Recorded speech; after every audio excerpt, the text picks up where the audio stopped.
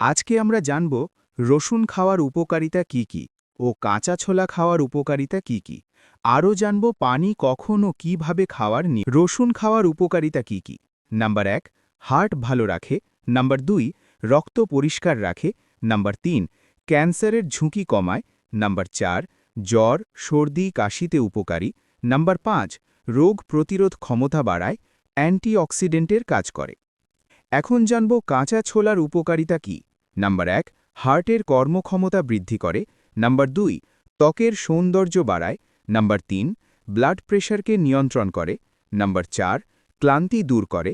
Number 5, অ্যানিমিয়ার প্রকোপ কমায়, ডায়াবেটিসকে নিয়ন্ত্রণ রাখে। এখন আমরা জানব পানি কখন ও কিভাবে খাওয়ার নিয়ম। নাম্বার 1, সকালে ঘুম থেকে উঠে 2 গ্লাস শরীরকে সতেজ করার জন্য। নাম্বার 2, খাবারের আগে 1 গ্লাস পানি হজমের সহায়তার জন্য। নাম্বার 3, গোসলে যাওয়ার আগে অবশ্যই 1 গ্লাস পানি পান করুন। নাম্বার 4, আর রাতে ঘুমানোর আগে 1 গ্লাস পানি পান করুন।